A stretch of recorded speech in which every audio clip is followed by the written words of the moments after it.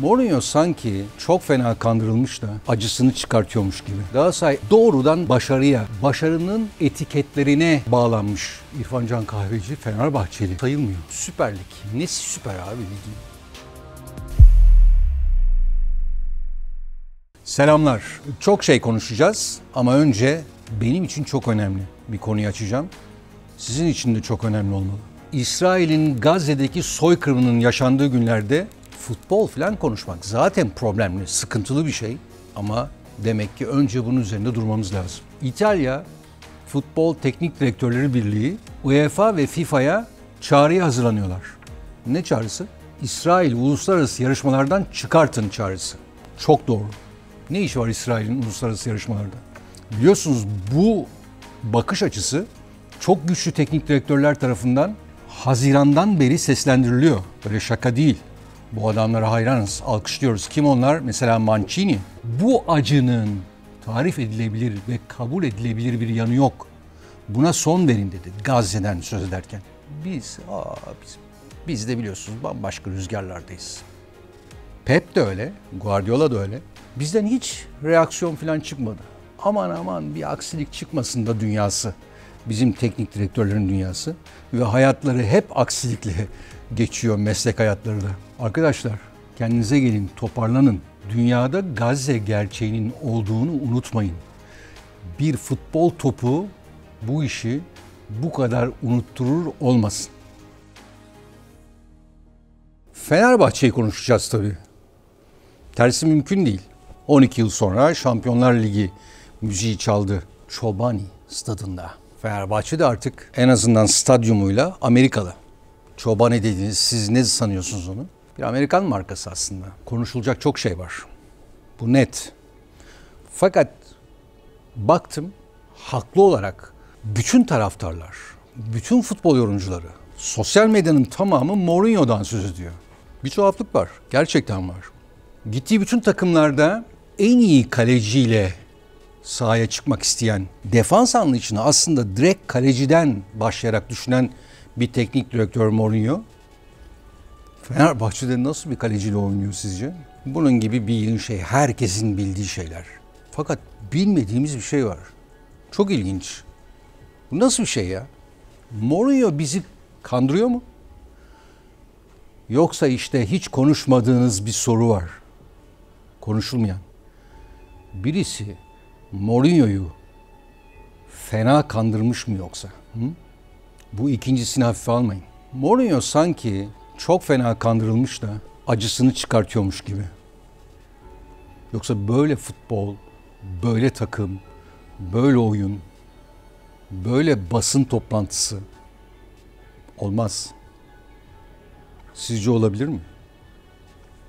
Bana göre uzun bir ömrüm var. Üstelik Kadıköylüyüm. Beşiktaşlı olduğumu herkes biliyor. Ama Fenerbahçe'nin antrenman sahasında, dere ağzında antrenmanları seyrederek Gegiç zamanından filan öyle büyüdüm ben. Bütün dönemler için söylüyorum. Beşiktaş disiplinli futbol oynasın ister taraftar. Şampiyonluklar, skorlar, şunlardan bunlardan önce doğru düzgün bir takım, bir coşku ister Beşiktaş taraftarı. Bir düzen ister, iyi futbol ister.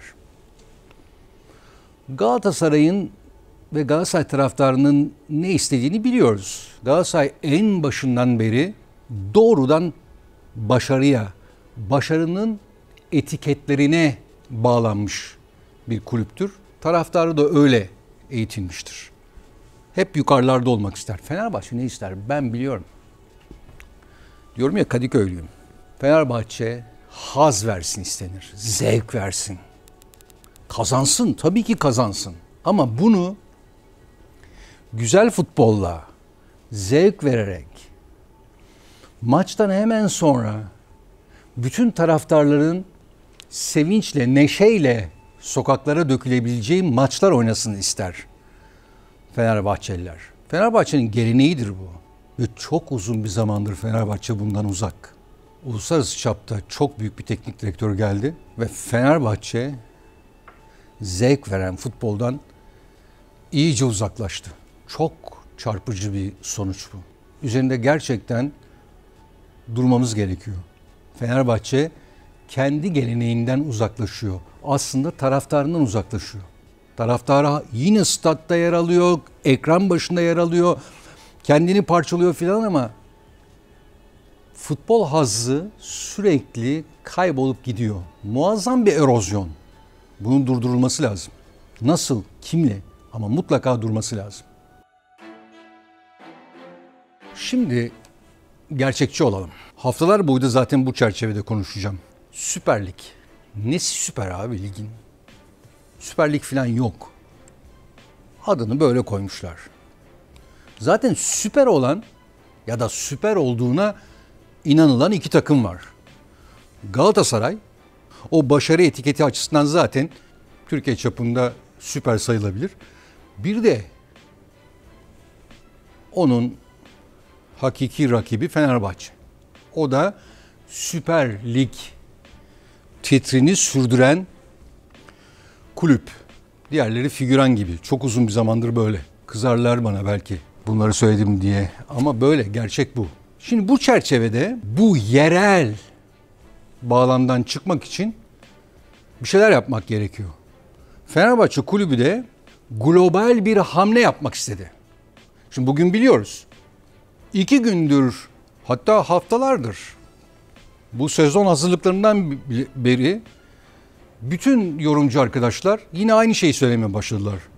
İsmail Kartal'ın Fenerbahçesi Mourinho'nun Fenerbahçesi'nden daha iyi futbol oynuyordu. Tamam, evet. Ama arkadaşlar, ne olursa olsun yerel bir takımı global yapmanın yollarından bir tanesi de Mourinho'yu veya Mourinho gibi bir teknik direktörü göreve getirmekti. Şimdi işin gerçeğini kabul edelim. Bu kendi başına doğru bir hamle. Tartışmasız doğru bir hamle. Ama olmadı. Mourinho doğruydu. Fenerbahçe mi yanlış? Bunları hep konuşacağız. Bütün bir sezon boyunca konuşacağız belki. Ya da Mourinho kendine bakacak, ben yanlışım diyecek ve gidecek. İhtimal midir bilmiyorum. Ya da Fenerbahçe kulübü gönderecek. Ama doğru hamleden, işin özü o, doğru hamleden yanlış bir sonuç çıktı. Şimdi bütün gençler, buraya gelirken de konuştuğum futbol sever gençler vardı. Zaten mahallede futbol konuşmayı bıraktığım zaman bile hep böyle sorular alıyorum. Hepsi diyorlar ki işte Galatasaray ile Fenerbahçe arasındaki futbol farkı abi. Sen sevmiyorsun işin maçta oyunun nasıl oynandığı konusunun üzerinde fazla durmayı ama bir fark var diyordu. Var tabii fark. Var. Yani madem şimdi çekim yapıyoruz, o kadarcık bir şey de söyleyeyim. Şimdi Galatasaray'da Osimhen yok. Şu yok, bu yok. Icardi oynasa Icardi yok filan. Soruyorum. Okan Buruk, yerel bir teknik direktör. Mourinho ile filan kıyaslanmaz. Formasyonu, geçmişi, şusu busu, CV'si. Tamam. Ama Okan Buruk Galatasaray'da olsalardı, Osimhen, Icardi ve diğerleri yokken El Nesri ve John Duran'la oynar mıydı? Bal gibi biliyorsunuz. Herkes biliyor, oynamazdı. Oraya, o derinliğe Barış Alper'i sokardı, Yunus Akgün'ü, başka birisini, aklınıza kim geliyorsa. Kanatlardaki adamları santrfor görevi yüklerdi filan falan. Ama El Nesri'yi ve Duran'ı ikinci yarının son 20 dakikasında belki oyuna sokardı. Bakın bu kıyaslama aslında o genç futbol severlerin kafasındaki birçok soruya cevap olabilir diye düşünüyorum. Bunu da araya sıkıştırmış olayım. 2 yıldır bir sorunu var. Fenerbahçe'nin, takımın, Mourinho'nun. İrfan Can Kahveci niye oynatılmıyor? Niye ilk 11 oyuncusu sayılmıyor?